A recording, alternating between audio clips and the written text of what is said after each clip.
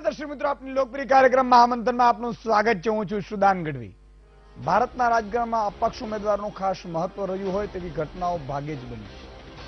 એમાં પણ ગુજરાતમાં તો ત્રીજા પક્ષ કે અપક્ષ ઉમેદવારનું બિલકુલ મહત્વ રહ્યું નથી. છતાં પણ હંમેશની જેમ આ વખતે પણ અપક્ષ ઉમેદવારોનો રાફડો ફાટ્યો છે. સવાલ એ છે કે અપક્ષ ઉમેદવારો કોના મત તોડશે, ભાજપ કે કોંગ્રેસ? બેમાંથી કોને અપક્ષ નુકસાન કરશે? આ વિષય પર છે આજનું મહામંથન. અપક્ષ આડા આવશે મારી સાથે.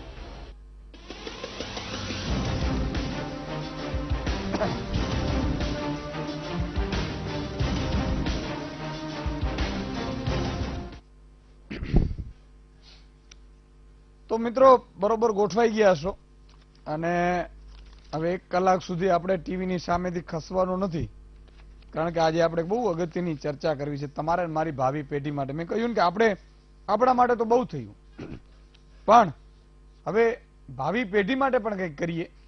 અને એ કરવું એટલા માટે જરૂરી છે કે આજના જમાનામાં કોણ સાચું છે ને કોણ ખોટું છે ને એ જ ખબર નથી પડતી. એટલે ખાસ એટલા માટે ચર્ચા કરવાની જરૂર પડી. ગઈકાલે હું વડોદરા હતો. મને જે બીજા મહામંથનોમાં જે અનુભવ સારા થયા હતા એટલો બધો સારો વડોદરાનો, એટલે આમ વાંધો નતો, પણ ભાજપ કોંગ્રેસ મેં કહ્યું ને કે જે દિવસે સાહેબ તમે રાજનીતિ કરો વાંધો નથી, પણ ઘરના ઉમરાની બહાર કરો.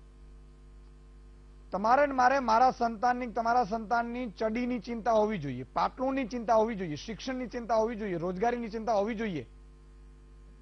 અત્યારે તો પતિ પત્ની અંદર ઘરમાં એક ભાજપનો સપોર્ટેડ અને બીજો કોંગ્રેસનો હોય. ભાઈઓ બે તો એક ભાજપ તરફ હોય ને એક કોંગ્રેસ તરફ હોય. ભાઈ, એ મતદાન પૂરતું રાખો, તમે ઘરમાં રાજકારણ ન લાવવાનું. આપણે વડવાઓએ બહુ સાચી વાત કીધી છે. વડવાઓ એમને એમ નથી સાહેબ.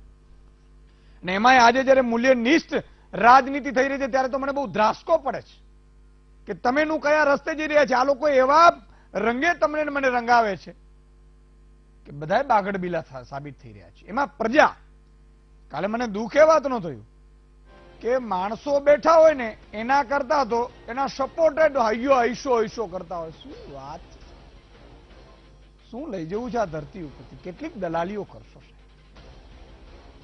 દલાલીની પણ કઈક હદ હોય છે. હું એમ કહું છું પ્રચાર કરવું જોઈએ, ચોક્કસ પ્રચાર કરવું જોઈએ, પણ મા બહેનની સામે પણ જોવું જોઈએ, દીકરા સામે પણ જોવું, સંતાન સામે પણ જોવું જોઈએ. કેટલી વખત આપણે આના ઉપર ચર્ચા કરીશું. એટલે થોડા ભૂતકાળમાં જવું છે. ઝવેરચંદ મેઘાણીએ લખ્યું છે, જોજો તમે વાંચી જશો. ખરેખર તો આમ તો વાંચન નથી, વોટ્સઅપ યુનિવર્સિટી છે અને પછી નીકળી પડ્યા છીએ આપણે.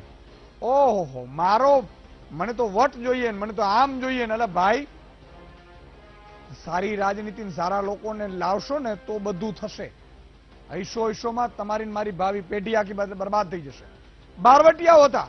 બારવટિયાઓ શું કામ કહેવાતા ખબર છે? 12 પ્રકારના વટ પાડતા. એ કાળા લુગડા પહેરતા હતા, પણ કોઈ ખરાબ કામ સાહેબ એવી રીતે નહોતા કરતા એ જે આજના સફેદ લોકો સફેદ કપડામાં કરી રહ્યા છે. મારે દુઃખ સાથે કહેવું પડે, આ હિન્દુસ્તાનની ધરતી ઉપર જે રીતે થઈ રહ્યું છે ત્યારે. બારવટિયાઓ ગામ લૂંટતા, પણ કોઈ દિવસ ગરીબને નહોતા લૂંટતા, બેન દીકરીને લૂંટતા નહીં. રાત્રે બેન દીકરી એકલા જતા હોય અને બારવટિયાની નજર પડે ને તો એ બેન દીકરીને થડક નહોતી આવતી. અને ખબર હતી એ મારો વિરલો છે, મારો ભાઈ છે. એવા 12 પ્રકારના વટ પાડતા હતા. ગરીબને લૂંટવું નહીં, જે વંચિત હોય એનું ક્યારેક ખાવું નહીં. આ ઘણા આવા 12 પ્રકારના વટ હતા. આજે એટલી વાતો કરવી ને માત્ર જૂઠાણું, બને તેટલું જૂઠાણું. એમાં ઘણા રાજનેતાઓ તો શીખ્યા છે. અરે બાપ રે, ભગવાનની પાસે પણ તમારે જવાનું છે, તમારે એને પણ જવાબ આપવાનો છે. અને એના કારણે એના જે કાર્યકર્તાઓ, ક્યારેક એમ લાગે કે આ બંને પાર્ટીના કાર્યકર્તાઓને તમે આપણે છે ને મૂકવાની જરૂર છે ત્યાં સીમા ઉપર. ખબર પડે જે વાતો કરે, મારી સેના આમને, અમારા વખતે સેના આમ હતી ને. કમસે કમ એને તો મૂકી દો. જાઓ ને તમે 5-5 હજાર લોકો જાઓ ત્યાં ભાજપ કોંગ્રેસના કાર્યકર્તાઓ. માફ કરજો, હું તમને એવી રીતે કહેવા નથી માંગતો, મારે તમને સાચી દિશા ઉપર લાવવો છે એટલા માટે કહેવા માંગુ છું. એટલે આ વાસ્તવિકતા આપણે સમજવી જોઈએ કે કાર્યકર્તા ભલે તમે ભાજપ કે કોંગ્રેસના હોઈએ, પણ ઘરની બહાર હજી પણ હું કહું છું, આ લોકો તમને મને ઢસેડીને લઈ જાય છે. નેતા કોણ બને છે? ઈ બને છે. માલ કોને મળે છે? એને મળે છે. અને આપણે ઝઘડવાનું બે ભાઈઓએ, આપણે પતિ પત્ની ઝઘડવાનું? મૂર્ખ છીએ આપણે. એટલે આ વસ્તુ તમે ખાસ મારી જો સમજો તો, નહીં તો બે ગાળો બાંધી દેજો મને કઈ વાંધો નથી, કારણ કે સચ્ચાઈ મારા સિવાય તમને કોઈ કહેશે નહીં. તમારા સંતાનને તમે કરો છો એને શીખવાડશો. અને પછી આપણે વાત ક્યાંય બેરોજગારીની આવશે નહીં. ગઈકાલે મારે વડોદરામાં મુદ્દા ઉપર વાત કરવી હતી. બે લોકો ખબર નક્કી કરી લીધું કે આપણે આજે માત્ર ચોકીદાર ચોરે હું છું, ચોકીદાર ઉપર જ કરવું છે. કરો, ભરો. તમે હજી બીજા 5 વર્ષ ભોગવો, બીજા 10 વર્ષ થાવ, બહાર આવો એમાંથી. એટલે જે મુદ્દા છે એ છે આજે અપક્ષ ઉપર આપણે મહામંથન કરવું છે. અપક્ષ શું કામ? સામાન્ય રીતે અપક્ષ સારી રીતે જો નિષ્ઠ ભાવે જેણે ફોર્મ ભર્યું હોય બધાને હું વંદન કરું છું. 6.5 કરોડ જનતા હોય. પણ મને ખબર છે, વિશ્લેષકોને ખબર છે, નેતાઓને ખબર છે, પાર્ટીઓને ખબર છે કે કેટલાક અપક્ષ મલાઈ ખાય છે. મેં પેલી 73 વાળી વાત વારંવાર નહીં કહીશ, પણ બીજી 73 એટલે આ પક્ષો કેટલાક હજી પણ કહું છું.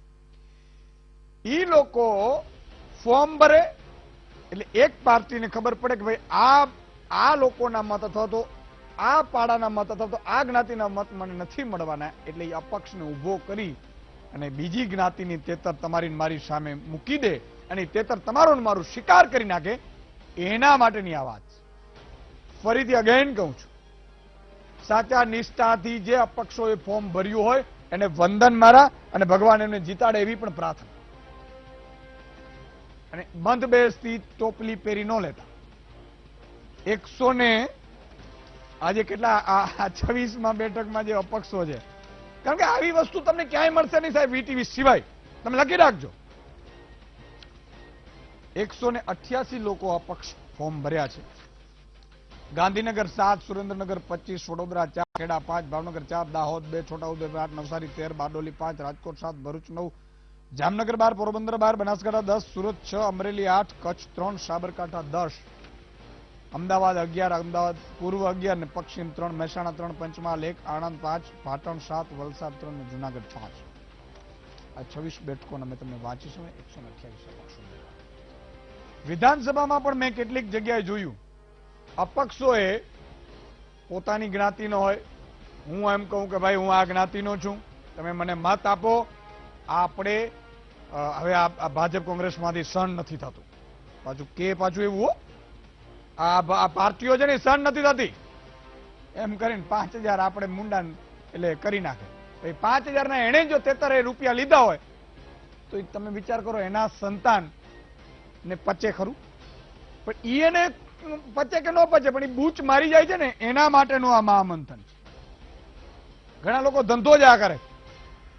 ચૂંટણીમાં અપક્ષ તારીખે ઉમેદવારી નોંધાવે, 3-4 હજાર વોટની ગેરંટી લે કોઈ પાર્ટીમાંથી, અને બીજી પાર્ટીને ફાયદો કરાવડાવે, અને એ પાર્ટી પાસેથી 10 લાખ 15 લાખ જેવો મૃત્યુ એવા રૂપિયા લઈ લે. એટલે એને વર્ષે 2 લાખનું નક્કી થઈ ગયું, પછી 5 વર્ષે પાછું. સમજ્યા તમે? ફરીથી અગેન કહું છું, ગુજરાતની 6.5 કરોડ જનતા વતી માફી માંગુ છું. જે સારા અને સાચા અપક્ષો છે, જેને નિષ્ઠાપૂર્વક, જેને માતાજીના એના સંતાનના સોગંદ ખાઈને આવ્યા હોય, અને તમામને મારા વંદન. એટલા માટે વંદન કરું છું. મને ખબર છે ઘણા લોકો ચડાવવાનો જ ધંધો કરશે. ઘણા લોકોની તો અત્યારે આમાં તમે જો ખાલી સમજી જાઓ ને કે આ બીજી 73 છે એટલે મારું 50% કામ પૂરું થઈ જાય સાહેબ. 50% કામ પૂરું થઈ જાય. અચ્છા, પોલિટિકલ પાર્ટીઓ પણ મને સપોર્ટ કરે, હું એમ કહું છું, વિનંતી કરું છું કે આજે તમને લાગશે કે આ ઈસુદાનભાઈના કારણે મને 10,000 વોટ નહીં મળે, હું હારી જઈશ અથવા તો મને નુકસાન થશે, પણ સાહેબ તમારા મારા સંતાન માટેની આ ચિંતા છે. કારણ કે તમે આખી જિંદગી તો રહેવાના નથી. અચ્છા, તમે આખી જિંદગી તમે ચૂંટાવાના નથી, તમે 100-200 વર્ષ તો તમે આ ધરતી ઉપર રહેવાના નથી, એની હું ગેરંટી આપી દઉં છું. કોઈને કઈ શંકા થતી હોય તો અત્યારે લખીને 500ના સ્ટેમ્પ ઉપર નાખી દેવું. મેં આ પક્ષો ઉપર ત્યારે ચૂંટણી અલ્પેશ ઠાકોરના કારણે નહોતું થયું. મેં આપને વચન આપ્યું હતું ને એટલા માટે આ પક્ષ માટે કર્યું છે. જે મહામંથનમાંથી કેટલીક રજૂઆતો આવી, છેલ્લે હું એ પણ બોલીશ. મેં હમણાં જે જ વાત કરતો હતો કે હું વચન આપું છું એ કરવાનો પૂરેપૂરો પ્રયાસ કરું છું. એનો 50% જો રાજકારણીઓ કરતા હોય ને તો આ દેશની આ દશાનો. વીટીવી આપણી ચેનલ છે, એમાં કોઈ નવાઈ નથી કરતું, પણ એટલા માટે જરૂરી છે કે ક્યાંક રાજનીતિને સુધારવી છે. ફરીથી મને જોમ આવી ગયો. પછી પરમ દિવસે મને એવું લાગ્યું હતું કે આ બધા આવા બધા થશે તો મારે કેમ, પણ મને ઘણા બધાએ ફેસબુક ઉપર કહ્યું કે સુદાનભાઈ આપણે સાથે જશું, તમે નિરાશ થશો તો કઈ રીતે ચાલશે. મને જોમ આવ્યું કે ના, બિલકુલ 100 ધારાસભ્ય આપણે સારા મોકલવા છે, ફોર્મ ભરાવડાવીશું, એવું બધું ઘણા કરાવીશું. આમાં હું છે, નહીં તો બૂચ મારાઓ તે તો આવી જાય ભાઈ, આમાં નક્કી નથી થાય. 4 મહાનુભાવ આપણી સાથે જોડાયા છે. સરદાર રાજપૂત છે, ભાજપના નેતા છે, ભરતભાઈ દેસાઈ કોંગ્રેસના નેતા છે, દિલીપભાઈ ગોયલ વરિષ્ઠ પત્રકાર છે, પરિમલભાઈ ત્રિવેદી રાજકીય વિશ્લેષક છે. 4 મહાનુભાવોનું ખૂબ ખૂબ સ્વાગત છે. શરૂઆત દિલીપભાઈ આપનાથી કરવી છે મારે, કે આ બધું અપક્ષ રાજનું થોડું ઘણું મને ખ્યાલ આવ્યું, એટલે મને વિચાર આવ્યું. એમાં તો ખરેખર જનતાને અભિનંદન આપવા પડે. જનતાએ મને આ મુદ્દો કીધો કે સુદાનભાઈ ઘણા અપક્ષોએ અહીંયાથી બૂચ માર્યું છે, અહીંયાથી રૂપિયા લે છે, અને જ્ઞાતિના અમારા વોટ માટે કરે, એક પાર્ટીને પર્ટિક્યુલરી ફાયદો કરાવવા માટે. તો દિલીપભાઈ આવું ખરેખર હશે તો કઈ રીતે હશે, ને એને ઓળખવી કઈ બીજી તેતરને? આવા સ્થાનિક લોકો વધારે ઓળખતા છે. અહીંયા બેઠા બેઠા આપણને ઓછી ખબર પડે, પણ આજે માહિતી મળીને બહુ સચોટ છે. બિલકુલ, ત્યાં સ્થાનિક લોકોને ખબર પડી જાય છે. એવા નામ હોય છે, દાખલા તરીકે ભરત સોલંકી સામે ભરત સોલંકી ઉભા છે. શંકરસિંહ ચૂંટણી લડવાના હતા તો શંકર નામના 1 થી વધારે લોકો, શંકરસિંહ નામના 1 થી વધારે લોકોને ઉભા રાખ્યા હતા. આ બહુ સ્પષ્ટપણે ગોઠવણી હોય છે. ઉપરાંત જુદી જુદી જ્ઞાતિના મત કાપી શકાય એટલા માટે પણ લોકો ઉભા રાખતા હોય છે. એટલે આ બહુ જાણીતી વસ્તુ છે. સ્થાનિક લોકો તરત પારખી પણ જાય છે, અને મોટા ભાગે એનાથી બહુ ફરક નથી પડતો. પછી કેટલાકને બેસાડી પણ દેવામાં આવે છે, અને બેસાડવા માટે આપણે ખબર છે કે શું વજન મૂકીએ તો બેસી જાય, એટલે એ બહુ સ્પષ્ટ વાત છે. પણ અપક્ષોનું મહત્વ હમણાં થોડું ઘટ્યું છે, કારણ કે પાર્ટીનું વર્ચસ્વ બહુ વધ્યું છે. આપણે 1975 અને 1995માં ગુજરાતમાં સ્થિતિ થોડી જુદી હતી, ત્યારે 16 અપક્ષો ગુજરાતમાં જીત્યા છે. આજે એક જે સમાચાર આવ્યા છે એ બહુ અગત્યના છે. પબુભા માણેક એનું રદ થયું. હવે આ પબુભા માણેક 3 વાર તો અપક્ષ જીત્યા છે. 1995 થી શરૂઆત થઈ. 1995માં વિઠ્ઠલ રાદડિયા એ પણ અપક્ષ તરીકે જીત્યા, પછી અને બીજેપી અને કોંગ્રેસમાં ગયા. એટલે આવા મજબૂત નેતા અપક્ષમાંથી બહાર આવ્યા છે, એ પણ બહુ અગત્યની વાત છે. બીજી આ ચૂંટણીમાં કેટલાક અપક્ષોની વાત કરીએ તો મજાની વાત એ છે, રતનસિંહ પંચમહાલમાંથી 2 અપક્ષો જીત્યા હતા, અને એક વડગામમાંથી જિગ્નેશ જીત્યો હતો. રતનસિંહ રાઠોડે ભાજપને ટેકો આપ્યો, એમને લોકસભામાં ટિકિટ મળી ગઈ. પંચમહાલમાંથી જ બીજા જીત્યા હતા ભૂપેન્દ્રસિંહ ખાંટ, એમના કુટુંબમાં એને કોંગ્રેસને ટેકો આપ્યો, એમને મળી ગઈ. એટલે આ પણ બધું ચાલતું હોય છે. 2 રીતે અપક્ષો ઉભા રહેતા હોય છે, કે એક તો ટિકિટ ન મળે એટલે ટિકિટ ન મળે એને કારણે નારાજ થઈને ઉભા રહે, એ થોડાક સિરિયસ હોય છે. અને બાકીના જે હોય, દાખલા તરીકે લાલજી મેર, એ બી હમણાં છેલ્લી 3-4 ચૂંટણીમાં વારે ઉભા રહ્યા છે. એમણે કોંગ્રેસમાં આવી ગયા, બીજેપીમાં ગયા, સ્વતંત્ર રીતે ઉભા રહ્યા, અપક્ષ બન્યા, ફરી પાછા સુરેન્દ્રનગરમાં ગયા, કદાચ મનાવી લીધા એવું કહેતા હતા કોંગ્રેસના મિત્રો, પણ એમણે ફોર્મ તો ભર્યું જ હતું. એ સિવાય લોકસભા બહુ મોટી હોય છે, એટલે અપક્ષનો બહુ ફરક નથી પડતો. પરંતુ વિધાનસભામાં અપક્ષો વધારે અગત્યના હોય છે. આજે જે 4 વિધાનસભા છે એમાં મને લાગે છે, મેં થોડું ઘણું રિસર્ચ કરવાની કોશિશ કરી, એમાં 2 જગ્યાએ મને લાગે છે અપક્ષો છે. ભવલેશ પટેલ ઊંઝામાં છે, એ મૂળભૂત રીતે આશાબેનની સાથે રહેલા હતા, અને એમને એવી ગણતરી હતી કે એ જો જતા રહે તો એમને ટિકિટ મળે. એટલે હવે એમની નારાજગી હતી ટિકિટ ન મળવાની, એને કારણે લડી રહ્યા છે. હવે મને લાગે છે બંને બાજુ બંને પ્રકારનું નુકસાન કરી શકે છે, કારણ કે એમની અપેક્ષા કોંગ્રેસમાંથી ટિકિટ લેવાની હતી, એ ન મળી, એ તૂટે. પણ મૂળભૂત રીતે અનામત આંદોલન વખતે આશાબેન સાથે રહ્યા હતા, તો હવે એના ટેકેદારોને પણ એ તોડે તો આશાબેનને પણ વ્યક્તિગત નુકસાન થાય. બીજું, આ બધી ચર્ચાઓમાં ખેડૂતની ચર્ચા વીટીવી તો બહુ કરે છે. ખેડૂતની ચર્ચા, એક ચર્ચામાં મને રતનસિંહ ડોડિયા મળી ગયા, બહુ અભ્યાસુ છે, ખેડૂત માણસ પણ અભ્યાસુ. એ કે હું તો લડવાનું છે, ચૂંટણી લડી રહ્યા છે ધ્રાંગધ્રામાંથી, અને એ છેલ્લે ખેડૂતના મુદ્દે મળ્યા, પાક વીમાના મુદ્દે એમણે બહુ રિસર્ચ કર્યું છે.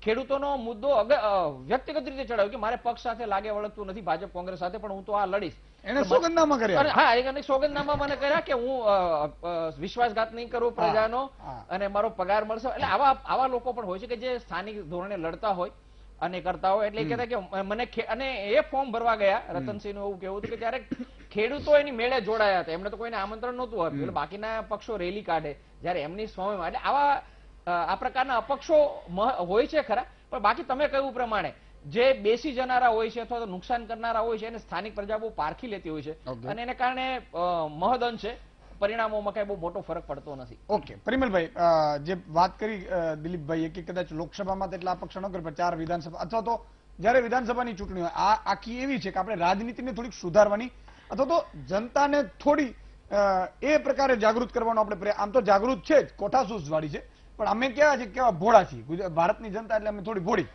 અમે દરેક મુદ્દો આવે તો એમાં વહી જઈએ, અમે ઠાકોર હોય તો અમે ઠાકોરમાં વહી જઈએ, અમે કોળી હોય તો કોળીમાં વહી જઈએ, અમે થોડી લાગણીશીલ.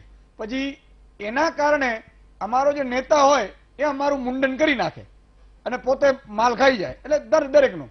તો આમાં ખરેખર અપક્ષોનું પોલિટિકલ પાર્ટીઓ ખરેખર ઉભા રખાવતી હશે, રખાવતી હોય તો કઈ રીતે અંદરખાને કઈ રીતે સોદા પડતા હશે? આ તમારો આજનો વિષય એ આજના સમયની જે તમારા પ્રેક્ષકોએ માંગ કરી છે, ઉચિત માંગ છે. એટલે એટલા તમારા ઇન્ટેલિજન્ટ પ્રેક્ષકો છે એનો આના ઉપરથી ખબર પડે કે આ મુદ્દો એવો છે કે જલ્દી કોઈ ચર્ચામાં ના આવે, પણ એની મહત્વતા એટલી છે જેટલી રેગ્યુલર કોઈ પાર્ટીના ઉમેદવારની છે. હવે જો તમે ભારતનો ઇતિહાસ જુઓ, કારણ કે અત્યારે લોકસભાનું ઇલેક્શન ચાલે છે, તો ઈશુદાનજી અત્યાર સુધીમાં લગભગ 45,000 અપક્ષો ઉભા છે, પણ લોકસભામાં 222 જ ગયા છે. 2018 સુધીની જો હિસ્ટ્રી ભારતની જ્યારથી લોકસભાની ચૂંટણી થઈ તો 44,900 એટલે લગભગ 45,000 અપક્ષો ઉભા છે, એમાંથી 222 ગયા છે. 0.4% સક્સેસ રેશિયો છે.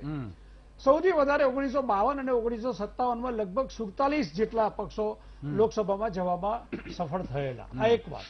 ગુજરાતમાં તમારી પાસે આંકડો સ્ક્રીન પર ફરે છે અને ખૂબ જ ઉપયોગી છે લોકો માટે. હવે અહીંયા સમજવાની વાત એ છે કે અપક્ષોનો ક્યાંક યુઝ થાય છે અને ક્યાંક ડિસયુઝ થાય છે. કેવી રીતે હું તમને સમજાવું કે રાજકારણની અંદર હું તમને કહું, સપા બસપા નું અત્યારે ભાજપ અને કોંગ્રેસ સામે સ્ટ્રોંગ એલાયન્સ છે યુપીમાં, અને એવું કહેવાય છે કે જો યુપીની અંદર બસપાના વોટ તો સપરને અને આરએલડીને જાય છે, અને કેરાનામાં ને એમાં બાય ઇલેક્શનમાં મળ્યા, પણ જો સપા અને આરએલડીના વોટ બસપામાં જશે તો એ આશ્ચર્યજનક પરિણામ ભાજપ અને કોંગ્રેસ બંને માટે હશે. હવે આ સ્થિતિમાં હવે મોટા પક્ષો શું નક્કી કરે કે ભાઈ આ જે કોન્સ્ટિટ્યુન્સી છે એમાં જાટ મતદાતામાં આ ઉમેદવાર સ્ટ્રોંગ છે, એટલે જે પણ કોન્સ્ટિટ્યુન્સીમાં એવા 2-3 જાટ ઉમેદવાર મોકલી દે કે જે 15-20 હજાર વોટનું ગાબડું પડે. એવું મુસ્લિમોમાં તમે કહો કે જે મુસ્લિમ મતદાતા વધારે છે, તમે જો આ થિયરી ઘણી જગ્યાએ ગુજરાતમાં કામ કરે છે કે જેવો મુસ્લિમ મતદાતા ઉભો થયો એટલે સામે 2 ડમી મુસ્લિમ મતદાતા ઉભા કરી દેવાના છે. આમ અપક્ષમાં લડે પણ એ ડમી ઉમેદવાર હોય એટલે એના જ તોડે. અને સાહેબ, ભૂતકાળમાં મારે નામ નથી આપવું કે ગુજરાતમાં બનેલું છે કે પાછું ખેંચવાની તારીખ પહેલા એને જે રકમ જોઈતી હોય આપી દેવામાં આવે અને પાછું બી ખેંચી લે, અને વન સાઇડેડ ગેમ થઈ જાય. ગુજરાતમાં રિસન્ટલી બનેલા કિસ્સા છે. પણ તેમ છતાં આપણે જોઈએ છીએ અને કેટલાક કિસ્સામાં જો નથી બેસતા તો એ સીટ ફાઇટ વાળી થઈ જાય છે. એનો અર્થ એવો થયો કે તમારા પીઝામાં અને તમારા પાસ્તામાં જેટલું મસાલાનું મહત્વ છે એટલું જ મહત્વ આ ચૂંટણીમાં અપક્ષોનું મહત્વ છે. એના વિના ચૂંટણી પૂરી થતી નથી. કારણ કે હવે તમે જુઓ, ચિંતાની વાત એ છે ઈશુદાનજી, જે વીટીવીના માધ્યમથી મારે તમારી સાથે બી શેર કરવી છે. બિલકુલ. કે ઠાકોર મતદાતા, ક્ષત્રિય મતદાતા, પાટીદાર મતદાતા, ઓબીસી મતદાતા, આ મતદાતા ઉપર આખું ઇલેક્શન લડાય છે. આમાં આપણે લોકશાહીમાં એ હક છે, પણ આમાં કઈ એવું નથી આવતું કે ભાઈ બ્રાહ્મણ મતદાતા કે વાણિયા મતદાતા કે લોહાણા મતદાતા, કારણ કે મતો જ નથી. એ વોટને જીતાય, એ વિનિંગ ફેક્ટરમાં આ મતદાતા ગણાતા જ નથી. પણ માની લો કે કોઈ એક કોન્સ્ટિટ્યુન્સીમાં બ્રાહ્મણોના મતો 60,000 છે અને એને ટિકિટ નથી મળી અને જીતવું છે, 2 બ્રાહ્મણ ઉમેદવાર ઉભા કરી દો અપક્ષમાં, એ જેટલા વોટ તોડશે એટલા વોટ કોઈ પાર્ટીને તો જવાના નહીં. અને એટલા માટે પહેલા જે નોટાનું કામ નહોતું કરતું એ અપક્ષો કામ કરે છે. અને હું બહુ ચિંતાથી ને ગંભીરતાથી કહું છું કે લોકશાહીની અંદર જે કોમ્યુનિટીનું આ ઈસુદાન સાંભળજો મારી વાત, જે લોકશાહીની અંદર જે કોમ્યુનિટીનું ઇલેક્શનમાં પ્રભુત્વ નથી, વજન નથી, એવા તમામ કાસ્ટની અંદર જે પણ કોન્સ્ટિટ્યુન્સીમાં એના મતદાતા વધારે છે ત્યાં અપક્ષોનો દુરુપયોગ કરીને એ વોટને ડાયલ્યુટ કરવાનો પ્રયત્ન ઘણી બધી પાર્ટીઓ ભૂતકાળમાં કરે છે અને આજે પણ કરે છે. એટલે આપણે કહીએ છીએ કે જાતિવાદ ઉપર જ્યાં સુધી ભારતમાં ઇલેક્શન લડાશે ત્યાં સુધી અપક્ષોની હાજરી રહેવાની છે. અને તમે જોયું છે કે કેટલાક ઈમાનદાર અપક્ષો છે ભારતના રાજકારણમાં અને ગુજરાતના રાજકારણમાં, સાહેબ, એવા બી અપક્ષો છે જેને કોઈ પણ પાર્ટી લેવા તત્પર હોય છે છતાં અપક્ષ તરીકે ઉભા રહે છે. જરૂર પડે તો અપક્ષ તરીકે બહારથી સરકારને ટેકો પણ આપે છે, પણ એની જે નીતિમત્તા, ઈમાનદારી, નીતિ રીતિ એવી જ હોય છે કે હું કોઈ પાર્ટી સાથે જોડાઈશ નહીં અને હું માત્ર મારું નામ અપક્ષ કેન્ડિડેટર તરીકે જ રાખીશ. આ જીવન રહે પણ છે અને જીતે પણ છે, એની સામે કોઈ ઊભું પણ નથી રહેતું. એવા જો દાખલા જોવા મળે તો તમને 500 મળશે. કુલ મળીને મારે વીટીવીના માધ્યમથી એટલું જ કહેવું છે કે આ ગંભીર સબ્જેક્ટમાં કે જો અપક્ષો, તમે જેમ ભગવાનને કર્મના સિદ્ધાંતથી જેમ રાજકારણને એક શુદ્ધ કરવા બેઠા છો, જો અપક્ષો પોતાની અંતરાત્માના અવાજ સાંભળીને ખરેખર નીતિમત્તાથી ઉભા રહેશે તો એ શુદ્ધિકરણનું એ કામ કરશે અને જો એ કોકને મદદ કરવા ઉભા રહેશે તો એ ડેમોક્રેસીને નુકસાન કરશે. બહુ જ સાચી વાત છે.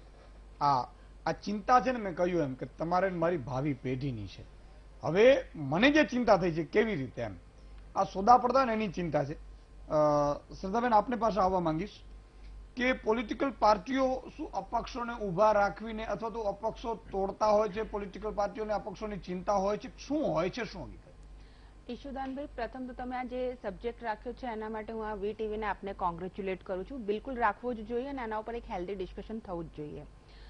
અપક્ષ એટલે જો પહેલી વસ્તુ કે અપક્ષમાં બી આપણે અત્યાર સુધીની જે ચર્ચા છે એમાં બે ભાગ પડી જાય છે. એક એવા અપક્ષ છે જે સશક્ત છે, જે લોકો માટે કામ કરવા માંગે છે, પરંતુ કોઈ પાર્ટી તરફથી એમને પાર્ટીને કદાચ એટલું કોન્ફિડન્સ નથી હોતો કે આ માણસ જીતી શકશે, એટલે એને પોતાનું જે સિમ્બોલ છે આપતું નથી. એટલે પણ એ માણસને પોતાને ખબર છે કે એણે એની કોન્સ્ટિટ્યુઅન્સીમાં એના લોકોમાં એક ખૂબ સારું કામ કર્યું છે અને લોકપ્રિય છે, તો એ જીતી શકશે અને એ જીતે બી છે. એવા ઘણા બધા નેતાઓના ઉદાહરણો છે કે થ્રુ આઉટ અપક્ષ જીતવાયા છે આખા ભારતની અંદર. અમુક જેને આપણે કે આ રિયલ નેતા છે, તો એ ટાઈપના બી નેતાઓ છે. પરંતુ એ બધા ભેગા થઈને કોઈ પક્ષની રચના કરીને કે આગળ પછી એ વ્યવહારિક દ્રષ્ટિમાં જઈએ તો વહીવટી દ્રષ્ટિમાં એ પોસિબલ નથી, પણ છતાં બી પોતાની કોન્સ્ટિટ્યુઅન્સીને લોકો સપોર્ટ આપતા હોય છે. બીજી વસ્તુ છે, બીજા અપક્ષ એ છે, અપક્ષ તમે આ લોકતંત્રની અંદર બધાને ચૂંટણી લડવાનો અધિકાર છે. કાં તો તમે કોઈ પક્ષના સિમ્બોલથી લડો અને કોઈ પક્ષ નથી મળ્યો તો આપ અપક્ષ તરીકે લડી શકો છો. વસ્તુ શું છે કે આપની ભાવના સાચી અને સારી હોવી જોઈએ. આપ કોઈ માલાફાઈડ ઇન્ટેન્શનથી કોઈ ખરાબ દાનતથી લડી રહ્યા છો તો ત્યાંના લોકો પણ એક વખત તમને વોટ આપશે પણ સેકન્ડ ટાઈમ તમને સમજી જશે. ગ્રામ્ય લોકો હું માનું છું ભોળા હોય છે, પણ ગ્રામ્યના લોકો વોટિંગ કરતા વખતે ખૂબ જ સમજદાર હોય છે. એ વ્યક્તિ જ્યારે એ કોન્સ્ટિટ્યુઅન્સીમાંથી, એ મતક્ષેત્રમાંથી ઉભો થયો હોય છે એટલે ગ્રામ્યના લોકોને તરત જ ખ્યાલ આવી જાય છે કે ભાઈ આ અમારા માટે સાચે ઉભો છે કે કયા કારણોસર ઉભો છે. એટલે એ કે એટલા વોટ તોડીને લઈ જશે એવી આજના પરિપ્રેક્ષમાં કોઈ સંભાવના જોવામાં આવતી નથી. હું દિલીપભાઈની વાત સાથે બિલકુલ એગ્રી કરું છું કે હવે જે છે પાર્ટીનું જે છે એ મહત્વ વધ્યું છે. લોકોને ખબર પડે છે કે ભાઈ અમારે એક સરકાર જે ચૂઝ કરવાની છે તો કયા સિમ્બોલને, લોકો આજે વાતો બી કરતા થઈ ગયા છે થેન્ક્સ ટુ યુ મીડિયા, એ બધી આ બધી હેલ્ધી ડિબેટ્સના લીધે કે ભાઈ આપણે આ મત આપીશું, મત શેમાં કન્વર્ટ થશે અને આનાથી મારા ગામને, મારા સડકને, મારા ગલીને, મારા શહેરને, મારા રાજ્યને અને મારા દેશને શું ફાયદો થશે. એટલે થોડીક જાતિવાદી સોચ પણ હવે ધીરે ધીરે ઓછી થવા લાગી છે. લોકો વિચારવા લાગ્યા છે કે અંતે જાતિ નહીં, આપણે ત્યારે રહીશું જ્યારે આપણે દેશ રહેશે. એટલે એ સ્વતંત્ર છે કોઈને પણ વોટ આપવા માટે જેમના ઉપર એમને ભરોસો હોય. પરંતુ હા, ઘણી વખતે હું તમને અગેન કહું છું કે જે સેકન્ડ લોકો છે, જે અપક્ષ એવા ઉભા થઈ જાય જેમનો ઇન્ટેન્શન જો માલાફાઈડ હોય તો ચોક્કસ ત્યાંના લોકોએ પણ એમનો બિલકુલ વિરોધ કરવો જોઈએ. અને હું બી અપીલ કરું છું કે એવા લોકોને વોટ આપીને તમારો કિંમતી મત, કારણ કે આપનો એક મત કિંમતી છે, તો એવા લોકોને પણ આપ વોટ ના આપશો. બિલકુલ. આપણી પાસે આવવા માંગીશ ભરતભાઈ કે પોલિટિકલ પાર્ટીઓ ક્યારેક ક્યારેક આવો અજમાવતી હોય છે. એક બેઠક ઉપર એને ફાયદો થતો હોય, બીજી બેઠક ઉપર બીજી પાર્ટી એને નુકસાન કરતી હોય, આવું બને છે. અને મારી ચિંતા એ છે કે એ આમાંથી બહાર આપણે કદાચ ધીરે ધીરે આવીએ. અપક્ષ એટલે જો લડવું બહુ સારી વાત છે, દિલથી લડે એને તો સલામ જ, પણ આવું પોલિટિકલ પાર્ટીઓ કરી રહી છે હકીકત. જો ઈશાદાનભાઈ, આપણે ભારત દેશ અત્યારે એક વિકાસશીલ દેશ છે. વિકસિત દેશોની વાત કરીએ તો ત્યાં બે મોટી પાર્ટીઓ હોય છે, સત્તા પક્ષ ને વિરોધ પક્ષ. ત્યાં ક્ષેત્રીય પાર્ટીઓને એ બધો માહોલ લગભગ ક્યાંય મોટા દેશોમાં જોવા મળતો નથી.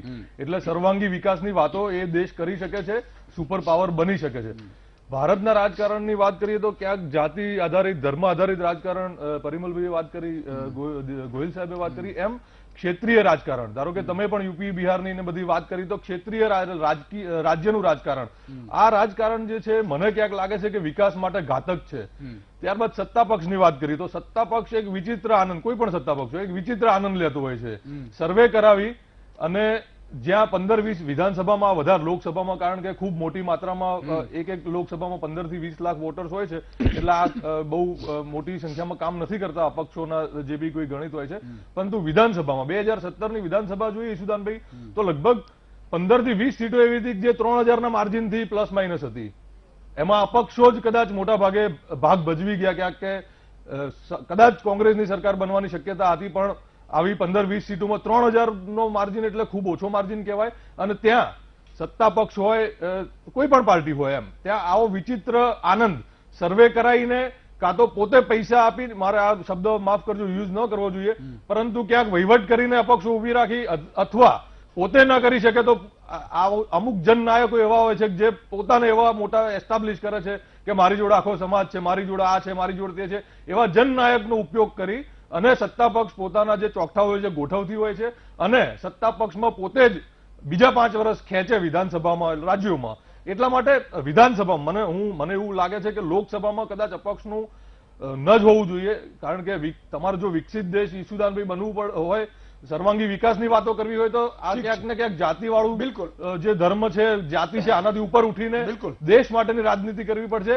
2014માં નરેન્દ્ર મોદી સાહેબે અચ્છે દિનની બધી વાતો કરી હતી અને ભારતની જનતાએ મેન્ડેટ આપ્યું હતું, પરંતુ 5 વર્ષમાં મોદી સાહેબે શું કર્યું અને હવે રાષ્ટ્રવાદ ઉપર વોટ માંગે છે. એટલે ભારતની જનતા ઉપર હું આવું છું, આમાં તકલીફ શું પડે જો આમાં સમજવા જેવી વાત છે પરિમલભાઈ, આપ બધા એગ્રી થશો અને એ બાબતે તમે બધાને વાકેફ પણ છો. હું વીટીવી નો કે મારી તારીફ નથી કરતો, પણ એક દાખલો આપું છું કે આજે ઘણા લોકો એવું કહે છે કે સુદાનભાઈ અમે બીજી ચેનલ જોતા જ નથી, વીટીવી જ જોઈએ છે. આમ તો બધું જોવું છે એનું કામ છે. ઇવન ડીશ ટીવીમાં નથી બતાવતું તો ઘણા ડીશ ટીવીના ડબલા બદલી નાખ્યા છે કે તમારે વીટીવી બતાવવાનું તો અમે જોઈએ, બાકી નથી જોતું. હું પોલિટિકલ પાર્ટીઓને આ એટલા માટે એક્ઝામ્પલ આપવા માંગુ છું કે તમે નથી કરતા ને એટલે ક્ષેત્રીય પાર્ટીઓ આવે છે સાહેબ. એસપી બીએસપી શું કામ આવી છે? અત્યારે હું એમ કહું છું કે જયારે મને ખબર છે કે UPA 2 ની સામે જયારે આંદોલન થતું હતું લોકપાલનો, ત્યારે જે કપિલ સિબ્બલજી બધા જે રીતે નિવેદનો કરતા હતા, બધાને એક વાગતું હતું. ભ્રષ્ટાચાર ઉપર આવે નિવેદન કરે તો અમે ક્યાં કરીએ છીએ, આ આવી જાય. શરદ યાદવ મને ખબર છે લોકસભામાં ભાષણ આપ્યું હતું કે તો અરવિંદ કેજરીવાલ પોતે ચૂંટી લે, તો અરવિંદ કેજરીવાલ પેદા થયો ને. તમે કામ નહીં કરો તો લોકો ભાટકે છે સાહેબ. અને ભાજપ કોંગ્રેસ બંનેને હાઈકમાન્ડને હું વિનંતી કરું છું કે ખરેખર હવે લોકો જાગૃત થઈ ગયા છે. હવે તમે વચનોથી મામું નહીં રમાવી શકો. મારા જેવા એ ચીસો પાડવી જેટલી પડી ને એટલી જનતા માટે પાડીશું.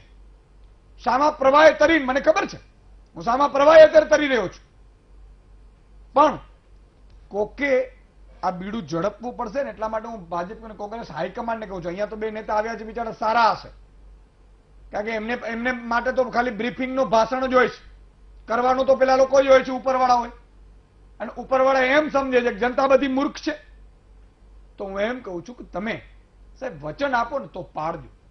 આજે શું કામ એમની ચેનલો તો ઘણી છે, શું કામ લોકો વીટીવી ઉપર વિશ્વાસ મૂકી રહ્યા છે?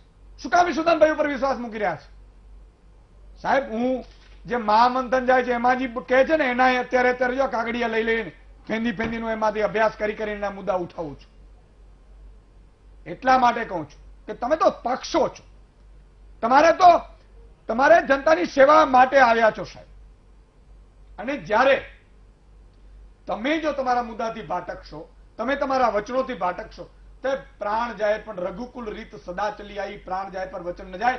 જ્યારે આજે મોરારી બાપુનો એક વિડીયો મને બહુ ગમ્યો, 2-4 દિવસ પહેલાનો આવશે, એમણે એવું કીધું ભાવનગર મહારાજા, હું વારંવાર કહું છું આમ દાખલો, ભાવનગર મહારાજા કૃષ્ણકુમારજીના દરબારમાં સાહેબ કોઈ માણસ ની ચોરી થાય વસ્તુની અને વસ્તુની ચોરી થયા પછી જો 3 કે 6 કે 10 દિવસમાં જો એ વસ્તુ અથવા તો ભાવનગર મહારાજની પોલીસ જો એ શોધી ન આપે ને તો એ ભાવનગર મહારાજના ખજાનામાંથી એ લોકોને પ્રોવાઈડ કરતું. આજે તમે આપશો અમારી વસ્તુઓ પાછી?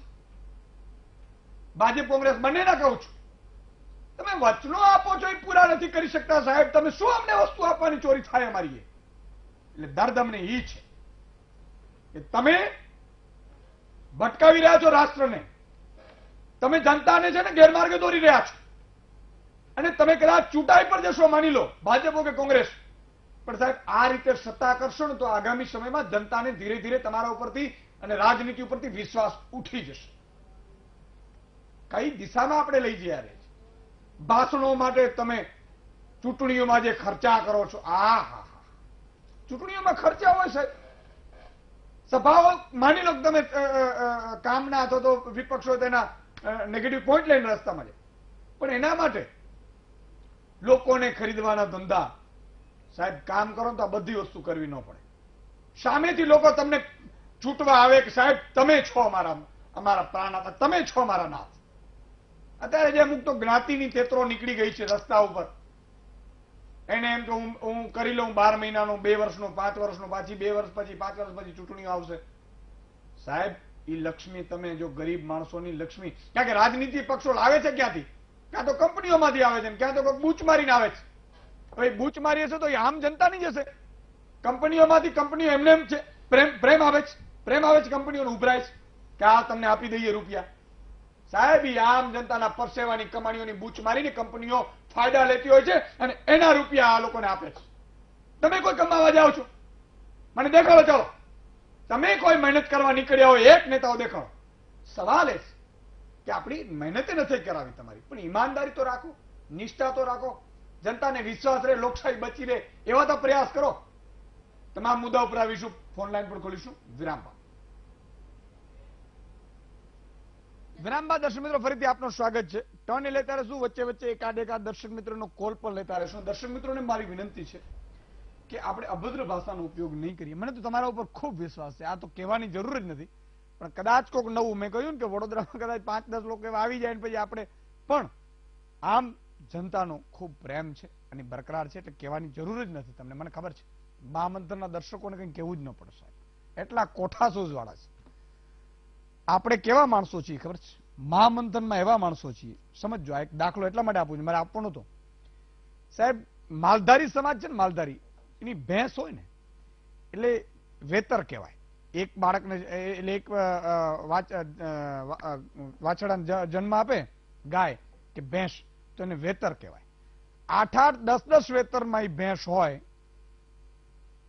10 પાડા કે પાડીને એને જન્મ આપ્યો હોય, અને છતાંય પછી એ દૂધ આપવાની બંધ કરી દે, અને દૂધ આપવાની બંધ કરી દે ત્યારે કોઈ કતલખાના વાળો આવીને એમ પૂછે કે તમારે કિંમત કેટલી જોઈએ છે આ ભેંસની, મારે હવે એને કાપી નાખવી છે, ત્યારે સાહેબ ઈ માલધારી એવું કહેતો હોય છે કે સાહેબ આ ભેંસ જ્યાં સુધી જીવશે ને, મેં એના દૂધ પીધું છે, મેં મારા સંતાનો એના દૂધ પીધું છે, આ ભેંસ જ્યાં સુધી જીવશે ત્યાં સુધી કતલખાનામાં નહીં જાય. સાહેબ પોતાના પશુને જો કતલખાનામાં ન આપતા હોય, રૂપિયા તો ઠીક છે કોઈ પણ કિંમતે, શહેરમાં કેટલાક વ્યક્તિઓ ભણેલાઓ પોતાના મા બાપને વૃદ્ધાશ્રમમાં મૂકી દે છે. આ છે ફેર. અને એટલા માટે આપણે મુશ્કેલી છે. મુશ્કેલી આ છે કે તમે તમારા સંતાનો હોવા છતાં માતા પિતાને તમે વૃદ્ધાશ્રમમાં મૂકી શકો, તો આ ડિફરન્સ છે સાહેબ. હવે કોણ ભણેલા ને કોણ અભણ? એટલે હું એટલા માટે કહું છું કે મહામંથનનો વર્ગ છે ને એ સાહેબ કોઠાસૂઝ વાળો છે. દિલીપભાઈ, આનો ઉકેલ શું સંક્ષિપ્તમાં? ઉકેલ મને લાગે થોડો આવી ગયો. દાખલે મેં વાત કરી કે 1975 અને 1995 માં 16 જીત્યા હતા. કારણ કે પરિસ્થિતિ, જયારે રાજકીય પરિસ્થિતિ થોડીક અસ્થિર થાય, કોણ મજબૂત છે, મુખ્ય પક્ષો છે, ત્યારે સારા લોકો આવતા તો મને લાગે. ના છે. એટલે મેં જે નામ લીધા ને, દાખલા તરીકે આજે પૂનમબેન ને પક્ષનો સહારો લેવો પડે છે. એમના પિતા અને ગેલું માંડપ એ અપક્ષ તરીકે જીતેલા છે 3 વાર. હેમંત માંડપ, ગેલું માંડપ તો લોકસભા અપક્ષ તરીકે જીતતા હતા, એટલે મજબૂત. વિઠ્ઠલભાઈ રાદડિયા નામ લીધું, પબુભાઈ માણેકનું નામ લીધું, 16 આવેલા છે. એટલે એમાંથી બી નેતૃત્વ આવે છે. એટલે આમાં બે વાત છે. એક તો એ વચ્ચે એક ચર્ચા થઈ હતી પેલા ટીવીમાં, આપણે ત્યાં બંધારણમાં પોલિટિકલ પાર્ટી માટે કોઈ બહુ વ્યવસ્થા નથી. આપણી પદ્ધતિ એવી છે કે આપણે પ્રતિનિધિ ચૂંટવાનો છે, પ્રતિનિધિ પછી ભેગો થઈને મુખ્ય પ્રધાનની પસંદ કરે અથવા તો વડાપ્રધાન બનાવે. એનો મતલબ એ થયો કે પક્ષનું કોઈ માળખું ન હોવું જોઈએ. આપણે એ અર્થમાં બધા જ લોકો અપક્ષ છે. પક્ષનો પ્રતિનિધિ છે ને એ પણ એક જાતનો અપક્ષ છે બંને પક્ષ. પછી શું થયું, સિમ્બોલ આપવાના શરૂ થયા એક જ પાર્ટીના. એટલે એને કારણે જે બીજું નુકસાન થયું છે, હું તો એટલા માટે કહું છું અપક્ષને નાબૂદ કરવાને બદલે અપક્ષ મજબૂત બનતા હોય તો આપણો પ્રતિનિધિ જે લોકશાહીમાં પોતે પોતાના મોવડી મંડળનો ગુલામ થઈ ગયો છે. બધા જ પક્ષમાં મોવડી મંડળની ને કારણે નેતાઓ એટલા બધા કબજા મારે છે કે કશું નથી કરી શકતા. એના એકવાર જીતી ગયા અને એકવાર નેતા પસંદ થઈ ગયો પછી એ પોતાનો મત વ્યક્ત નથી કરી શકતો. પાર્ટી નક્કી કરે એક લાઈન, એમાં એને અલગથી કંઈક મત વ્યક્ત કરવો હોય તો એને મોકલાશ નથી. એવા લોકોને તો ચૂંટવું જ ન જોઈએ પછી. નહીં, એ માટે આપણે વ્યવસ્થા બદલવી પડશે. કારણ કે વ્યવસ્થા જ આપણે એવી કરી છે કે જો ન કરે તો ઇન્ડિસિપ્લિન રજૂઆત કરીને પક્ષ એને ગેરકાયદે ઠરાવી શકે. એટલે એક મુદ્દો એ છે. બીજું, અપક્ષોમાં આપણે એ સમજવું છે કે 4 પ્રકારના છે. એમાં બે મુખ્ય, એક ગંભીર અને એક બિનગંભીર. ગંભીરમાં 2 પ્રકારના. એક છે જે ટિકિટ ન મળી હોય અને બહુ દાવેદાર હોય, મજબૂત દાવેદાર, એ પછી પોતે અપક્ષ તરીકે લડે, થોડો ગંભીર થાય છે. બીજો જે આપણે 1-2 નામ લીધા રતનસિંહ ડોડિયા કે પૌલેશના કે લાલજી મેરના, કે એ સ્થાનિક લોકો વચ્ચે કોઈ મુદ્દા માટે કામ કરતા હોય અને એને કારણે એ મહત્વના બને, એટલે સિરિયસ હોય છે. અને એનું ક્યારેક મહત્વ છે ને એવા લોકોએ લડવું જોઈએ. હું તો એમ કહું છું એ લડશે ને તો બંને પક્ષો કાબુમાં રહેશે. બાકીના જે બે નોન સિરિયસ હોય છે ને એ આપણી રાજકારણની આમ બી બહુ રંગીન ચૂંટણી હોય છે, એમાં રંગ પૂરે છે. એમાં પાછા 2 પ્રકારના છે. એક પેલા ગોઠવણવાળા બી ખરી જાય છે, 1500 મત બગાડે. અને કેટલાક, એક નામ મને નથી યાદ આવી રહ્યું, અમદાવાદમાં અત્યારે બી ચૂંટણી લડી રહ્યા છે ફરી એકવાર. એ બધી જ ચૂંટણી લડે જ્યાં મત પેલું કરે. પણ આજે ખેલ બગાડવા માટે ઉભા થાય છે, રાજકીય પક્ષો જ ઉભા કરે છે મોટે ભાગે. એનું કઈક ઉપાય કરો. પણ એનો ઉપાય બેસ્ટ એ છે કે આમાં નિયમો કરવાને બદલે, નિયમો કરવો ને એટલે એના છટકબારી શોધવાની, એના કરતા પ્રજા ઉપર જોડવું પડે. પ્રજા નક્કી કરે, ઓળખી જાય. બિલકુલ બિલકુલ. 2 દર્શક મિત્રો લઉં પછી હું આગળ વધું. શંભુભાઈ કચ્છથી જોડાયા છે. જી શંભુભાઈ. હા, જય માતાજી. જય માતાજી. હલો. હાજી બોલો બોલો. હાજી, આપણે ઈશ્વરભાઈ જય માતાજી. જય માતાજી. હા હા, આપણે કહું કચ્છમાં પાણીની બહુ તંગી છે. હા, તો આપણે કેનાલ જે બનાવી છે એની ઓપનિંગ થઈ ગઈ છે ને, વચ્ચે જે 7-8 કિલોમીટર છે ને એનું કામ બાકી છે. બાકી એના આગળની 100 કિલોમીટર કેનાલ કમ્પ્લીટ માંડવી સુધી થઈ ગઈ છે. વચ્ચે સિણાઈ અને વરસામેડીની વચ્ચે બંધ પડી છે. ઓકે, હું ચેક કરાવી લઉં અને એકવાર ધ્યાન પર તંત્રનો દોરાવડા દઈશ. બિલકુલ શંભુભાઈ, ખૂબ ખૂબ આભાર. એક પ્રવીણભાઈ ધારીથી છે. જી પ્રવીણભાઈ. હેલો. હાજી. ઈશુદાનભાઈ જય માતાજી. જય માતાજી. હવે આપણે એક માનવીના પૈસા છે એવા મગફળીના હજી નથી આવ્યા? નહીં, પછી એક નાખ્યા હતા. હે? પછી એક એટલે 25 એટલે શું? પછી તારીખ પછી 1 જાન્યુઆરી 25 મગફળી વેચી પણ મળ્યા નથી. હા, હજી પૈસા નથી મળ્યા. 2 મહિના થયા ટેકાના ભાવમાં. સરદારબેન, આ મુદ્દો લઈ લો અને તમારે શંભુભાઈ જે કચ્છ છે એમનો મુદ્દો બી લખી લીધો છે ને પ્રવીણભાઈ જે આપ ધારીથી આપણે 25 2019 જે મગફળી છે એ બી લખી લીધો. પ્રવીણભાઈ, ફરીથી આપની પાસે આવીશ પરિમલભાઈ કે તમારી પાસે પણ મારી એ જ અપેક્ષા છે કે આનો ઉકેલ શું? કારણ કે આમાં શું છે, કેટલીક તેતરો છે ને એ મેં કહ્યું એમ ગોઠવણ કરીને બેઠ્યું કે મારા સમાજના 2000 લોકોને 5000 લોકોને નામે મારે ચરી જવું છે, એક ગાડી લઈ લો અથવા તો ક્યાંક કોન્ટ્રાક્ટ લઈ લો નાનો અને પેલા લોકોનું મુંડન કરી નાખે બિચારા અને ભાવના સામે ખેલવાડ થાય. આમાં તમને હું હમણાં લોકસભાની જે પહેલા ફેઝનું ઇલેક્શન થયું ને એમાં કોંગ્રેસ અને બીજેપી જે મોટા રાષ્ટ્રીય પક્ષ કહેવાય એના લગભગ 83 ઉમેદવાર હતા, પણ કુલ ઉમેદવાર 1300 થી 1400 હતા.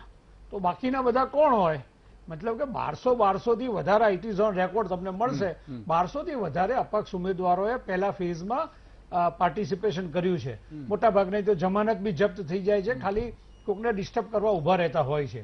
કુલ મળીને અપક્ષોની ઘણીવાર આપણા ઇતિહાસમાં એવું બી બન્યું છે કે એને સરકાર બનાવવામાં મદદ કરી છે, સરકારમાં કેબિનેટ કક્ષાનો રેન્ક મેળવવામાં પણ ભાગ મળે છે, ચૂંટણી પહેલા એમના આ વિચારો અલગ ના હોય, ચૂંટણી પછી જયારે સપોર્ટ કરે ને સરકારમાં ભાગીદારી કરે એટલે બરાબર પેલું હિન્દીમાં કહેવાય છે, જે તુમકો હો પસંદ હો બાત કરેંગે, તુમ દિન કો અગર રાત કહો તો રાત કરેંગે. એ બસ એ જ ટ્યુનમાં એમની એ મોરલી વાગે એટલે કે તમને એવું જ લાગે કે જે તે પાર્ટીના સભ્ય હતા, પ્રજાએ આ સમજવાનું છે કે જે માણસને તમે વોટ આપ્યા હતા ચૂંટણી પહેલા એનો કોઈ પક્ષ નહોતો, એનો કોઈ વિચારધારા નહોતી અને ચૂંટણી પંચ પાસેથી અલગ પોતાનો સિમ્બોલ લઈને ચૂંટણી લડ્યા અને જો એને ખરેખર અલગથી ચૂંટણી લઈને તમારા વિચારોને વિધાનસભામાં કે લોકસભામાં મૂકવાની તૈયારી બતાવીને એ કામ કર્યું અથવા એ પ્રતિબદ્ધતા બતાવી તો પછી સત્તાના ભાગીદાર થવાનો તો કોઈ મોકો જ નહોતો, કારણ કે અપક્ષ ઉમેદવારી હતી. તેમ છતાં લોકો એને બીજી વાર અપક્ષ તરીકે ચૂંટે છે. એટલે હું માનું છું કે વીટીવીના માધ્યમથી આજે જે તમે જે આ સંદેશો આપ્યો છે અને લોક જાગૃતિ તમે કરી છે, ઈસુદાનજી, જો સર્કલ ઓફ સક્સેસની શરૂઆત વીટીવીથી થશે તો આવનાર સમયમાં ઇલેક્શનમાં તમને દેખાશે કે આજની ડિબેટ પછી એવા ઘણા અપેક્ષ ઉમેદવારો હશે કે તમારી અપીલ પછી અને આ તમારા એપિસોડ પછી ઘેર આવશે એમનો ગરબો અને બીજી વાર અપક્ષ ઉમેદવારી કરીને જે તે લાભ લેવા કે ખોટી માનસિકતા દર્શાવીને કોઈને હેરાન કરવાનો જો એમને મનસુબો હશે તો એ પાર નહીં પડે. અને હું ચોક્કસ માનું છું કે જેટલા બી દાખલા અપક્ષોના ગુજરાતમાં અને સમગ્ર ભારતમાં છે એની પાછળ એની નીતિમત્તા જો સાચી હશે તો એ આગળ આવશે અને જો એમાં એની નીતિમત્તા ખરાબ હશે તો પ્રજા એને જાકારો આપશે. બિલકુલ. એક નારાયણભાઈ ને લઈ લઉં, સાણંદથી છે, પછી હું સુધાબેન આપણી પાસે. જી નારાયણભાઈ. હા સુદાનભાઈ, જય માતાજી. જય માતાજી. જય માતાજી. હા સાહેબ, આપડે એક પ્રશ્ન હતો કે આ શ્રદ્ધાબેન ને કે અમારા ટોયલેટ જે બનાવેલા છે કે ના એના આપડા સાણંદ તાલુકામાં 1 કરોડ રૂપિયા બાકી છે અને 2 વર્ષ થઈ ગયા હજુ એનું બિલ નથી ચૂકવાનું. ટોયલેટ બની ગયા છે? હા તૈયાર, એના બિલ આપડે સાણંદમાં પડ્યું છે. એટલે નગરપાલિકામાં પડ્યું છે કે તાલુકા પંચાયતમાં પડ્યું છે? ગામડામાં નગરપાલિકા નહીં, તાલુકા પંચાયત. નારાયણભાઈ, આપ કોન્ટ્રાક્ટર છો ટોયલેટ્સ બનાવવા વાળા? હા કોન્ટ્રાક્ટર છું. આખું નામ બોલો આપનું. સાણંદ તાલુકો. નારાયણભાઈ, તમારી સરનેમ બોલો, આપની અટક બોલો. ચૌહાણ, નારાયણભાઈ અંબારામભાઈ ચૌહાણ. એને બરોબર બનાવ્યા છે નારાયણભાઈ? હા બરોબર બનાવ્યા છે. હા તો હું તાલુકા પંચાયતના પ્રમુખ શ્રી છે તમારા, એમને આ રજૂઆત કરી દઉં છું, જયશ્રીબા વાઘેલાને. બરોબર છે ને? હા કરી દેજો. બરોબર. અને હું જોવા આવીશ પાછા. એમ બી હું સાણંદની પ્રભારી છું, તમારી જવાબદારી છે. થેન્ક યુ નારાયણભાઈ. પણ થેન્ક યુ નારાયણભાઈ, તમે ટોયલેટ બનાવી આપ્યા, સારા બનાવ્યા હશે. બિલકુલ. શ્રદ્ધાબેન, સવાલ એ છે કે ભાજપ પહેલા કોંગ્રેસ પણ એવી આક્ષેપ કરતા કે કોંગ્રેસ પણ આવું કરતું, તેમાંથી ભાજપ પણ શીખી ગયું છે અને હવે આગામી સમયમાં કોંગ્રેસની નવી યંગ પેઢી છે એ પણ શીખી જશે કે કેટલાક અપક્ષ ઉમેદવારોને કઈ રીતે મોહરા બનાવવા. તો ખરેખર પક્ષે એવું ના વિચારવું જોઈએ કદાચ સત્તા માટે આ સિદ્ધાંતો જો કરીશું તો એ આગામી સમયમાં ભાવિ પેઢી માટે ખરાબ રહેશે? પ્રથમ તો ઈશુદાનભાઈ, ભારતીય જનતા પાર્ટી જે છે એ સંગઠન બેઝ પાર્ટી છે. અંત્યોદય સુધી જવાની અને સૌનો સાથ સૌનો વિકાસ કરવાનું એ અમારી કટિબદ્ધતા છે. સૌનો સાથ સૌનો વિકાસમાં જ અમે દરેક જ્ઞાતિ જાતિને રિપ્રેઝન્ટેશન આપીએ છીએ. અમુક જ્ઞાતિ એવી છે કે જેમ આપણે કહ્યું ત્રિવેદીજીએ કે એ સંખ્યા નાની હોય છે, બરોબર છે, પણ મને એવા કિસ્સા પણ સંગઠનમાં યાદ છે કે એ લોકોને યોગ્ય સમયે યોગ્ય કોર્પોરેશનની ચૂંટણી હોય કે સંગઠનમાં હોય કે અમુક ચેરમેનશીપમાં છે, એમાં મહત્વનું પદ આપવામાં આવે છે. એટલે કોઈને પણ તિરસ્કાર કરવામાં આવતો નથી. એટલે અમારે ત્યાં એક એવી ભાવના નથી કે કોઈ પણ જાતિ જ્ઞાતિનો તિરસ્કાર કરવા માટે. અમારા માટે પારસી પણ એટલો ઇમ્પોર્ટન્ટ છે, અમારા માટે જૈન સમુદાય પણ એટલો ઇમ્પોર્ટન્ટ છે, અમારા માટે અમારા મુસ્લિમ ભાઈ બહેનો પણ એટલા જ ઇમ્પોર્ટન્ટ છે. કારણ કે જ્યારે રોડ, રસ્તા, ગટર, પાણી, વીજળી ગામડા સુધી પહોંચતી હોય છે ત્યારે કોઈ જ્ઞાતિ જાતિને જોઈને પહોંચતી નથી. એટલે એ અમારી વિકાસની રાજનીતિ આ પ્રમાણેની છે. એટલે જ તમામ સમુદાયનો અમને સાથ મળ્યો છે. એટલે અમારે આવા કોઈ ખોટા અપક્ષ કે આ ફોર્મ ભરાવાની કોઈ જરૂર નથી. બીજી વસ્તુ, આજનો મત, ગઈકાલે પણ મતદાર ખૂબ જાગૃત હતો અને એને ખબર હતી પોતાનો મત ક્યાં આપવાનો છે. આજનો મતદાર વધારે પડતો જાગૃત થયો છે. એનું તમને બધાને હું ઓલવેઝ મીડિયાને ક્રેડિટ આપું છું કે આપ લોકોએ આટલી હેલ્ધી ડિબેટ અને ચર્ચાઓ શરૂ કરી. સોશિયલ મીડિયા હોય, વોટ્સઅપ હોય, જેમાં થોડું સારું આવતું, લોકો પોતાનું આંકલન કરે છે કે ભાઈ મારે કઈ રીતે પોતાનો વોટ છે કઈ જગ્યાએ આપવાનું છે. એટલે એ જે મતદાર છે જાગૃત થયો છે અને જાતિ જ્ઞાતિના વાળામાંથી ભવિષ્યનું ભારત છે, હું આપને ચોક્કસ કહું છું કે આજની યંગ જનરેશન કોઈ દિવસ જ્ઞાતિ નથી જતી. તમે જુઓ કે આપણે હોટલમાં બેસીને અમે બધા જ ફ્રેન્ડ્સ એક સાથે એક જ થાળીમાંથી જમતા હોઈએ છીએ. કોઈ કોઈને નથી પૂછતું કે તારી કઈ જ્ઞાતિ છે, તારી કઈ જ્ઞાતિ છે, તું મારી જોડે બેસી શકે છે કે નહીં. ચાહે બ્રાહ્મણ હોય, મારો દલિત ફ્રેન્ડ હોય કે અમારો કોઈ રાજપૂત સમાજમાંથી હોય, અમે બધા એક જ થાળીમાંથી એક જ જગ્યાએ એક જ ટેબલ ઉપર શેર કરતા હોય છે. એટલે આજના જમાનામાં આશા પણ રાખીએ કે ભાજપ વાળા આવી રીતે મિસયુઝ ન કરે, કારણ કે એ પછી બધા શીખી જાય અને જે નવા રાજનીતિમાં આવે છે ને એ આવી રીતે ભાજપ વાળા કરતા જ નથી. ઈશુદાનભાઈ, મારી પાર્ટી એક સંગઠન અને એક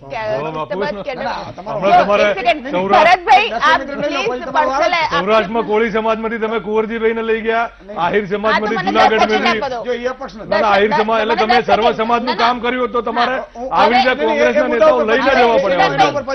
એટલે તમે સુફિયાની વાતો કરો છો, એટલી ભારતીય જનતા પાર્ટીએ એવા કોઈ વિકાસના કામો કર્યા નથી. હિતેશભાઈ જોડાયા છે, હિતેશભાઈ કોડીનારથી જોડાયા છે. જી હિતેશભાઈ, હેલો. માંડ ફોન લાગ્યો છે, કપાઈ ગયો. હેલો, હે મોરબીથી પ્રિતેશભાઈ, હિતેશભાઈ બિચારા કપાઈ ગયો. જી પ્રિતેશભાઈ. હા, અહીંયા બેલા મોરબીથી પ્રિતેશભાઈ માકાસના બોલું. બોલો બોલો. અમારે અહીંયા બેલા ખોખરા હનુમાન રોડ એ બૈકોરથી ભાજપ વાળા એક કોરથી મુહૂર્ત કરી ગયા ને એક કોરથી કોંગ્રેસ વાળા મુહૂર્ત કરી ગયા રોડ નું. હજી કઈ 6 મહિના થઈ ગયા, હજી કઈ રોડ બોર્ડ બન્યો નથી. મતદાન માંગવા આવે છે? હે, મત માંગવા તો આવે, શું કરી? તો આ પ્રશ્ન પૂછો ને થોડું પૂછી, પ્રશ્ન પૂછ્યા હોય આજે આપણે કારખાને ગયા હોય, આવીને વહી ગયા હોય. હા, એ વાત ખરી. ઠીક છે, હું જોડાવી લેશું. જો આ ભાજપ કોંગ્રેસ બે શીખ કામ નહીં કરો ને તો હવે 2022માં તો જનતાને એવી જાગૃત કરી દેવી છે. હજી તો થોડી ઘણી જોડાશે, હજી તો જોડાવાની શરૂ થઈ છે. જી ભરતભાઈ. બેને વાત કરી, મેં જવાબ પણ આપ્યો કે તમારો એક મારો 30 સેકન્ડનો પ્રશ્ન છે. તમે એવા આક્ષેપો પેલા હતા કે તમે પણ આવું બધું કરતા હતા, હવે પાછા નથી, એટલે હવે પાછા કરશો ખરા એમ? ફોન હતો, દુર્ભાગ્યપૂર્ણ છે. જાન્યુઆરી મગફળી આપી છે, 4 મહિના થઈ ગયા, હજુ એમને પૈસા નથી મળ્યા. આપવા જોઈએ. ભારતીય, હું તમારા નતો બોલતો, હવે સાંભળી લો બેન, તમારો સ્વભાવ મને ખબર છે, મને જવાબ આપી દેવો હતો. એટલે અને રતનસિંહભાઈની દિલીપભાઈએ વાત કરી, હું રતનસિંહભાઈને બહુ સારી રીતે ઓળખું છું. રતનસિંહભાઈ, પ્રધાનમંત્રી ફસલ બીમા યોજનામાં જે ખેડૂતોને જે વીમા નથી મળ્યા એના માટે કદાચ કેટલા ટાઈમથી લડત આપી રહ્યા છે. એમણે કેટલી આરટીઆઈઓ કરી છે અને ઘણું બધું ખેડૂતો માટે એમને કરેલું છે. એટલે આવા અપક્ષ ઉભા રહેતા હોય તો હું ભલે કોંગ્રેસ પક્ષનો એક સૈનિક છું, છતાંય હું કહું છું, કારણ કે લડેલા છે ખેડૂત સમાજ માટે, એમણે ખૂબ મહેનત કરી છે. પ્રધાનમંત્રી ફસલ બીમા યોજના માટે ગઈકાલે પણ રાજકોટમાં આવેદનપત્ર ખેડૂતો આપવા ગયા તો પોલીસનો જાણે કે આતંકવાદી આવી રીતે પોલીસ ખડકી દીધી. રાખો છો, આવું બધું ગોઠવો છો કે નહીં? બિલકુલ ગોઠવતા નથી, અમે બિલકુલ ગોઠવતા નથી. હું તો ભાજપ નથી ગોઠવતું એવું કહે છે. જેમ દિલીપભાઈએ વાત કરી, લોકસભામાં મેં કહ્યું એમ 15-20 લાખ વોટર હોય છે, એટલે અપક્ષ ઘણા વોટ એટલા બધા નથી બગાડી શકતા, પરંતુ વિધાનસભામાં 100% બગાડતા હોય છે. મેં અગાઉ કહ્યું એમ સામાજિક ધ્રુવીકરણ કરવા માટે વિધાનસભામાં અપક્ષો ઉભા રાખવામાં આવે છે. મેં અગાઉ કહ્યું એમ 15 થી 20 સીટો જે 3000ની નીચે હતી, ક્યાંક ને ક્યાંક ગામડાઓમાંથી કોંગ્રેસને ખૂબ જ પ્રતિસાદ મળ્યો હતો. સેમી અર્બન ને અર્બનમાં હજુ કોંગ્રેસ ક્યાંક એમનું જે અમારી જે નીતિઓ છે એને જણાવવામાં ક્યાંક નિષ્ફળ ગયા ઇલેક્શનમાં રહી હતી, પરંતુ આ ઇલેક્શનમાં અમે ન્યાય યોજનાની વાત કરી છે, ગરીબમાં ગરીબ માણસ સુધી પહોંચવાની વાત કરી છે. 14 કરોડ રોજગાર અમે મનરેગામાંથી ભૂતકાળમાં આપેલા છે. 25 કરોડ માણસોને આ વખતે ગરીબી રેખામાંથી બહાર કાઢવાની વાત કરી છે. એટલે આ વખતે ક્યાંક સેમી અર્બન ને અર્બન વોટર્સ પણ કોંગ્રેસની સાથે રહેશે અને અમારો ટ્રેક રેકોર્ડ છે અને અમારા મેનિફેસ્ટોનું નામ છે વી વિલ ડિલિવર. કાંઈ વાંધો નહીં, તો ઈ ડિલિવર કરશો તો આપશે. 15 લાખ રૂપિયા તો આયા નથી ઈશુદાનભાઈ. અમે તો ગણતરી બતાવીને કહીએ છીએ કે આ અમારી ગણતરી છે અને આ ગણતરી આપીશું, બિલકુલ આપીશું, બિલકુલ આપીશું. અને અમે કોઈ દિલીપભાઈ અમે કઈ જાહેર સભામાં નથી કહી દીધું, અમે જાહેર સભા અમે 1.5 વર્ષથી આ સર્વે કરીને પછી કીધું છે. વિરામ બાદ તરત આવીએ છીએ, પણ હું એમ કહું છું કે આ વખતે પણ થોડું ચેતી જાજો અપક્ષવાળામાં. એટલે જો સારા હોય એને વંદન અને આપણે મદદ કરવાની, હું એમ કહું છું. પણ ક્યારેક આપણી 73 તરીકે આપણો ઉપયોગ કરતા હોય આપણી જ્ઞાતિનો, તો એમાંથી ચેતી જજો. અને બીજી વાત, 2022માં વિધાનસભામાં ફરીથી મને જોમ તમે અપાવ્યો છે એટલે 100 ધારાસભ્યો વિધાનસભામાં એવા મોકલજો સારા કે જે ઈમાનદાર હોય, જે ગુંડા ન હોય, જે મલાઈ ખાઈ ન લેતા હોય એવા લોકોને. વિરામ બાદ તુરંત મળીએ છીએ. વિરામ બાદ દર્શક મિત્રો ફરીથી આપનું સ્વાગત છે. એક દિનેશભાઈ અમદાવાદથી છે. જી દિનેશભાઈ. જી દિનેશભાઈ. હેલો. હાજી હાજી, નમસ્કાર સાહેબ. નમસ્કાર. Since long I am seeing your this program very nice. Thank you very much. હા, હું સાહેબ રિટાયર્ડ થયો ગયા માર્ચમાં. હા, આ ગુડ ગવર્નન્સ ને ઈ ગવર્નન્સ ના જમાનામાં આજ સુધી આ 1 વર્ષ ને 1 મહિનો ઉપર થઈ ગયો. પેન્શન નો P5 નો મળી છે. એટલે I am asking each ever is a party. મારે આ પાર્ટી થી કઈ લેવડ દેવડ નહીં, પણ જે સ્લોગન સાંભળીએ છે ગુડ ગવર્નન્સ ને ઈ ગવર્નન્સ ને, તમે રિટાયર થતા છાપામાં કટિંગ આવે છે, બીજા દાડે ત્રીજા દાડે ચેક મળી જશે. અરે રોટલા શું ખાવાના, બાળકોને શું, દોસ્તોએ જે આપ્યા છે પૈસા આને ચૂકવવા માટે આ ગાળો આપે છે. હવે તમને વ્યાજથી અમે નહીં આપીએ. એટલે આપના માધ્યમથી આ સરકારને જણાવવા ઈચ્છું છું હું. બિલકુલ બિલકુલ. આ નોટ કરજો. એટલે આટલી એક મહેરબાની આપ નોટ કરજો.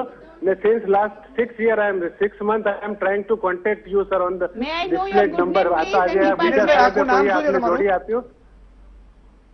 હાજી sir, thank you so much. વાંધો નહીં, દિનેશભાઈ નંબર નોટ કરી રાખજો, શ્રદ્ધાબેન ને અપાઈ દઈશું આપણે. પેન્શન શા માટે રોકાયું 10 સેકન્ડ. હા, શ્રદ્ધાબેન થી શરૂઆત કરું હવે. 10 સેકન્ડ. હું 10 સેકન્ડમાં ખાલી ભરતભાઈનો એટલી વાતનો કાઉન્ટર કરવા માંગુ છું કે ભ્રામક પ્રચારો કરવામાં આવે છે જે ન્યાય યોજનાની છે એના તથ્યો સાથે. અને ઈશુભાઈ હું તમને આ તથ્યો આપીને જઈશ એટલે આપ એક ડિબેટ રાખી શકો.